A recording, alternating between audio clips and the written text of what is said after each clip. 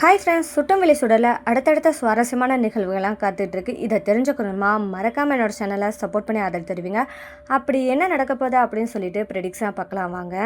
அபிநயா இப்போ வரைக்கும் என்ன முயற்சியில் இருக்காங்கன்னு பார்த்தா, சுடருக்காகவாது தான் ஜெயில் தாண்டிலேருந்து விடுவிக்கணும், அது மட்டும் இல்லாமல் தான் நிரபராதி அப்படின்னு எல்லாருக்கும் தெரிய வரணும் அப்படின்னு முயற்சியில் இருக்காங்க. இந்த முயற்சிக்கு உதவியாக இருக்கிறது நம்ம லாயர் பிரபாகரன் தான் இருக்காரு. இந்த நேரத்தில் தான் லாயர் பிரபாகரன் அபிநயா கிட்ட என்ன சொல்கிறான்னா, கர்ணா கிட்ட இருந்து எந்த உண்மையும் வாங்க முடியாது போல, அவரோட பேச்சில் நிறைய மர்மங்கள் இருக்குது அப்படின்னு லாயர் பிரபாகரன் சொல்கிறாரு.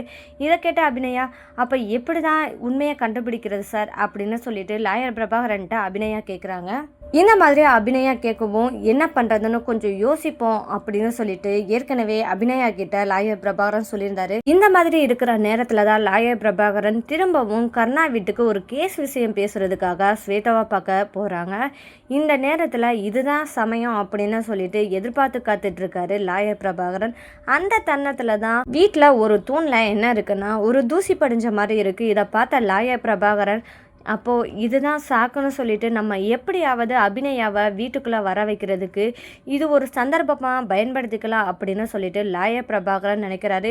இந்த தருணத்தில் தான் லாயர் பிரபாகரன் என்ன நினைக்கிறான்னா, ஸ்வேதா கிட்ட சொல்கிறாரு, இந்த மாதிரி வீடெல்லாம் க்ளீன் பண்ணி நல்லா நீட்டாக வைக்கிறதுக்கு எனக்கு தெரிஞ்ச ஒரு ஏஜென்சி இருக்குது அப்படின்னு சொல்லிட்டு சொல்கிறாரு ஸ்வேதா கிட்ட. இங்கே பாருங்கள், இப்படி தான் வீடு இருக்குமா, இந்த வீடை இப்படி இருக்கிற வீடை இன்னும் சுத்தப்படுத்தி நீட்டாக அழகாக வைக்கிறதுக்கு ஏஜென்சி கண்டிப்பாக தேவைப்படும் உங்களுக்கு அப்படின்னு சொல்லிட்டு ஸ்வேதாட்ட சொல்லவும், ஓ அப்படியா, அப்படின்னு தான் எனக்கு ரெஃபர் பண்ணுறீங்களா, எங்கள் வீட்டுக்கும் இந்த மாதிரி ஏஜென்சிலேருந்து ஆள் வர்றதுக்கு நான் ஒத்துக்கிறேன் அப்படின்னு சொல்லிட்டு சம்மதிக்கிறாங்க ஸ்வேதா. ஆக நம்ம எதிர்பார்த்த மாதிரியே வலை விரிச்சிட்டோம், வலை விரிச்சதில் நல்ல பெரிய மீனாக தான் மாட்டிருக்கு அப்படின்னு சொல்லிட்டு லாயர் பிரபாகரன் நினைக்கிறாரு. அவர் என்ன மாதிரி நினச்சாரோ அதே மாதிரி தான் ஏஜென்சி மூலமாக அபிநயா உள்ள நுழையிறதுக்காக எல்லா உதவியும் பண்ணுறாரு லாயர் பிரபாகரன். இந்த விஷயத்தை யார்கிட்ட சொல்கிறேன்னா அபிநயா கிட்ட பேச போகிறாரு இந்த லாயர். அப்போ அபிநயா கிட்ட என்ன சொல்கிறான்னா, இந்த மாதிரி நீங்கள் கர்ணா வீட்டுக்குள்ளே போகிறதுக்கு இதுதான் சந்தர்ப்பம், உங்களுக்கு தான் தெரியும் யார் வீட்டுக்குள்ளே எந்த இடத்துல எப்படி இருக்கும் அப்படின்றது உங்களுக்கு மட்டும்தான் தெரியும். கர்ணா வீட்டுக்குள்ளே போனால் தான் உங்களுக்கான ஆதாரம் ஏதாவது கிடைக்கிறதுக்கு நீங்கள் தேடுறது தான் கரெக்டாக இருக்கும் அப்படின்னு சொல்லிட்டு அபிநயா கிட்ட சொல்கிறார் லாயர் பிரபாகரன். அப்போ இதுதான் எனக்கும் நல்லது அப்படின்னு சொல்லிட்டு அபிநயா நினைக்கிறாங்க. இந்த மாதிரி சந்தர்ப்பத்துக்காக தான் நானும் காத்துக்கிட்டு இருக்கேன் அப்படின்னு சொல்லிட்டு அபிநயா நினச்சிட்டு, சரிங்க சார், ரொம்பவே தேங்க்ஸ், எனக்காக ரொம்பவே நீங்கள் மெனக்கிடுறீங்க அப்படின்னு சொல்லிட்டு அபிநயா லாயர்கிட்ட தேங்க்ஸ் சொல்லிடுறாங்க. இதுக்கு பதில் தெரிவிக்கிற விதமாக தான் லாயர் என்ன சொல்கிறேன்னா, இதெல்லாம் என்னோட கடமை, இது உங்களை நிரபராதின்னு நிரூபிக்கிறதுக்கு எனக்கு ஒரு வாய்ப்பு அப்படின்னு சொல்லி தான் நினைக்கிறேன், இது யாருக்காக இல்லைனாலும் சுடருக்காக நான் பண்ணணும்னு ஆசைப்பட்றேன் அப்படின்னு சொல்லிட்டு லாயர் பிரபாகரன் சுடர் மேலே வச்சிருக்க அன்பை தெரியப்படுத்துறாரு. லாயர் பிரபாகரன் ஏற்கனவே சொன்ன மாதிரி ஏஜென்சி மூலமாக உள்ளே போகிறதுக்கான எல்லா வேலைகளும் பண்ணிட்டாரு. இந்த இடத்துல தான் அபிநயா அந்த ஏஜென்சியில் வேலை பார்க்குற மாதிரி இவங்க உள்ளே போகிறாங்க. உள்ளே போனால் பார்வதி அக்கா ரூமில் தான் எல்லாமே வச்சுருப்பா இந்த கர்ணா அப்படின்றத கெஸ் பண்ணுறாங்க. அவங்க எதுக்காண்டி உள்ளே போயிருக்காங்கன்னா, மாணிக்கம் யார், மாணிக்கத்தோட ஏதாவது டாக்குமெண்ட் கிடைச்சா அவனை வரவழைக்கிறதுக்கு இது ஒரு காரணமாக இருக்குமே அப்படின்னு சொல்லி தான் அபிநயா அந்த டாக்குமெண்ட் தேட போகிறாங்க. ஆனால் அங்கே கிடைக்க போகிறது டாக்குமெண்ட் கிடையாதுங்க. அபிநயாவும் எவ்வளவோ தேடி பார்க்குறாங்க, ஏதாவது ஆதாரம் கிடைக்குமா மாணிக்கம் சம்மந்தப்பட்டது அப்படின்னு பார்க்குற நேரத்தில் தான் பார்வதி சாக போகிற நேரத்தில் என்னோட சாவுக்கு காரணம் இந்த கர்ணா தான் அப்படின்னு சொல்லிட்டு ஒரு டைரியில் எழுதி வச்சுட்டு இறந்து போனாங்க. அந்த டைரி இனி அபிநயா கையில் கிடைச்சா நல்லாயிருக்கும் அப்படின்னு நினைக்கிறீங்கன்னா மறக்காமல் இந்த வீடியோவுக்கு லைக் பண்ணி தெரிவிங்க. இந்த மாதிரி இருக்கிற நேரத்தில் தான் அபிநயாவுக்கு இந்த டைரி கிடைக்கிது. கிடைச்சதுமே அதை திறந்து பார்க்குறாங்க. இதில் என்ன இருக்குது அப்படின்னு சொல்லி பார்த்தா பார்வதி அக்கா டைரி தான் இது அப்படின்னு சொல்லிட்டு அபிநயாவுக்கு தெரிய வருது. இந்த மாதிரி அபிநயாவுக்கு இது பார்வதி அக்கா டைரி, அப்போ இதில் ஏதாவது இருக்கலாம் அப்படின்னு சொல்லிட்டு இது எதுக்கும் தேவைப்படும் அப்படின்னு நினச்சிக்கிட்டு பார்த்துக்கிட்டு படிக்கலாம் அப்படின்னு நினச்சிக்கிட்டு இருக்க சமயத்தில் தான் அந்த ரூமு பக்கமாக யார் வராங்கன்னா ஸ்வேதா நடந்து வராங்க. இந்த ரூம்குள்ளே போகக்கூடாது அப்படின்னு சொல்லி தானே நான் இன்ஸ்ட்ரக்ஷன் சொல்லியிருந்தேன், அப்படி இருந்தும் யாரோ உள்ளே இருக்கிற மாதிரி எனக்கு தோணுதே அப்படின்னு சொல்லிட்டு ஸ்வேதாவும் ரூமை திறந்து பார்க்கலாம் யாரும் இருக்காங்களா அப்படின்னு சொல்லிட்டு பார்ப்போம் அப்படின்னு சொல்லிட்டு ஸ்வேதா போகிறாங்க. இந்த தருணத்தில் தான் அபிநயா எல்லாத்தையும் தேடிட்டு இருக்காங்க. அபிநயா எப்படி இருந்தாவது ஸ்வேதா கண்ணில் படக்கூடாது அப்படின்னு நினைக்கிறவங்க மறக்காமல் இந்த சேனலுக்கு சப்போர்ட் பண்ணி ஆதரவு தெரிவிங்க. அபிநயா கண்டிப்பாக ஸ்வேதா கண்ணில் படுவாங்க அப்படின்னு சொல்லி நம்ம எதிர்பார்த்தாலும் இருந்தாலும் கண்டிப்பாக அபிநயா மாட்ட போகிறதில்ல ஸ்வேதா கிட்ட. ஏன்னா இன்னும் அபிநயாவுக்கு போதுமான ஆதாரம் கிடைக்க போகிறது கிடையாது. இதனால் ஸ்வேதா கண்ணில் பட்டால் எல்லாமே கெட்டு போயிடும் அப்படின்னு சொல்லிட்டு நம்ம அபிநயாவுக்கு நல்லாவே தெரியும். அதனால் ஸ்வேதா ரூமை திறந்து உள்ளே வரதுக்கு முன்னாடியே என்ன பண்ணிடுவாங்கன்னா அபிநயா சுதாரிச்சிருக்க போகிறாங்க. இந்த நேரத்தில் தான் அவங்க எதுவுமே ரூமில் எந்ததுமே பண்ணாத அளவுக்கு யாருமே உள்ளே நுழையலை அப்படின்றது தெரியணும் ஸ்வேதாவுக்கு. அப்படின்ற அளவுக்கு எல்லாத்தையும் க்ளீனாக பக்காவாக வச்சுட்டு இருந்தபடியே வச்சுட்டு அபிநயா அந்த ரூம்குள்ளே இருக்க போகிறாங்க.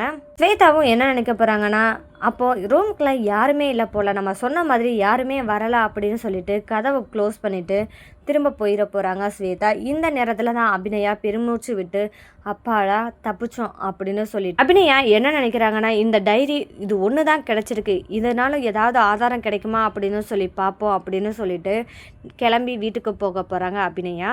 இனி அடுத்து என்ன நடக்க போகுது, இந்த டைரி அபிநயாவுக்கு கிடைச்சிருச்சு, அடுத்து என்ன நடக்க போகுது அப்படின்னு சொல்லி அபிநயா அந்த டைரியை வீட்டுக்கு கொண்டு போக போகிறாங்க. கொண்டு போய் என்ன செய்ய போகிறாங்கன்னா ரீட் பண்ணி ஒவ்வொன்றா பார்க்க போகிறாங்க. அந்த தருணத்தில் தான் பார்வதி தன்னோட சாவுக்கு காரணம் கர்ணா அப்படின்னு எழுதி வச்சிருக்கத பார்க்க போகிறாங்க. ஆனால் இது எப்படி நடந்துச்சு, எந்த மாதிரி கர்ணா கொலை பண்ணா அப்படின்றது தெரியும். இந்த மாதிரி தான் நினைக்கிறாங்க அபிநயா. இந்த தருணத்தில் தான் அபிநயா என்ன நினைக்கிறாங்கன்னா, இதுக்கான தீர்வு கண்டிப்பாக லாயர் பிரபாகரன் மூலமாக தான் தெரிய வரும் அப்படின்னு சொல்லிட்டு நேரடியாக லாயர் பிரபாகரனை பார்க்குறதுக்கு அபிநயா கிளம்பி போகிறாங்க. அந்த தருணத்தில் தான் லாயர் பிரபாகரன்ட்ட இந்த அபிநயா டைரியும் கொடுக்குறாங்க. இங்கே பாருங்கள் சார், நான் கொலை பண்ணலை அப்படின்றதுக்கு ஆதாரமாக பார்வதி அக்காவே தன் கைப்பட எழுதின வாக்குமூலமாக தான் தன் சுயநினைவோட எழுதி வச்சுருக்காங்க சார், இதை பாருங்க அப்படின்னு சொல்லிட்டு அபிநயா லாயர் பிரபாகரன்ட்ட காமிக்கிறாங்க. லாயர் பிரபாகரனும் இந்த டைரியில் இருக்கிற எல்லாத்தையும் படிச்சிடறாரு.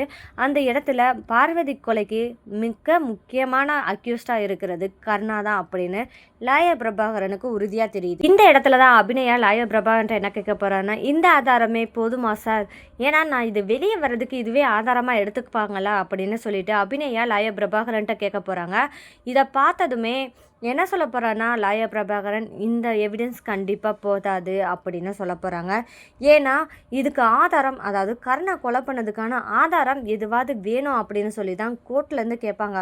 இது மட்டுமே ஆதாரமாக எடுத்துக்கிட்டு கண்டிப்பாக கேஸ் மூவ் பண்ண முடியாது அபிநயா அப்படின்னு சொல்லிட்டு லாயர் பிரபாகரன் சொல்ல போகிறாரு. அப்போ தான் அபி என்ன கேட்க போகிறாங்கன்னா அதிர்ச்சி ஆக போகிறாங்க. இந்த இடத்துல என்ன கேட்க போகிறாங்கன்னா, என்ன சார் இந்த ஆதாரம் போகாது அப்படின்னா இனி என்ன ஆதாரம் தேவைப்படும் அப்படின்னு நினைக்கிறீங்க அப்படின்னு அபிநயா கேட்க, அப்போ பிரபாகரன் என்ன சொல்கிறான்னா, இந்தது கொலை எப்படி நடந்துச்சுன்னு நம்மளுக்கு தெரியலை, அப்படின்னா நீங்கள் கத்தியால் குத்துனது மட்டும்தான் வெற்றி உங்களுக்கு சாட்சியாக சொல்லியிருக்காரு, உங்களுக்கு எதிராகவும் சொல்லியிருக்காரு. இந்த இடத்துல என்ன தெரிய வருதுன்னா, பார்வதி அக்கா தன்னோட சாவுக்கு காரணம் அப்படின்னு சொல்லிட்டு கர்ணாவை இன்க்ளூட் பண்ணி எழுதி வச்சுருக்காங்க அப்படின்னு பார்த்தா, அப்போ பார்வதிக்கு ஏதோ ஒன்று கொடுத்து தான் இறந்துருப்பாங்க அப்படின்றதா எனக்கு தோணுது.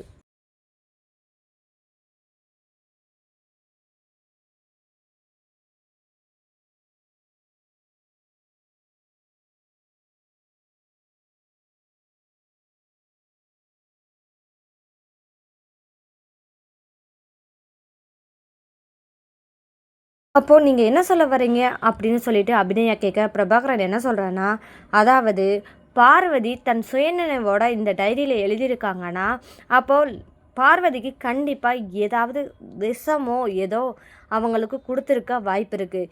இந்த தருணத்தில் தான் அவங்களுக்கு தெரிய வந்திருக்கும், தனக்கு கர்ணா தான் ஏதோ செஞ்சுருக்கான் அப்படின்னு தெரிய வந்திருக்கும், அதனால் அவங்க டைரியில் எழுதி வச்சுருக்கலாம் அப்படின்னு சொல்கிறாங்க. சரிங்க சார், அப்படி இருக்குன்னா அந்த மாதிரி எப்படி நம்ம தெரிஞ்சுக்கிறணும் அப்படின்னு சொல்லி கேட்குறாங்க அபிநயா.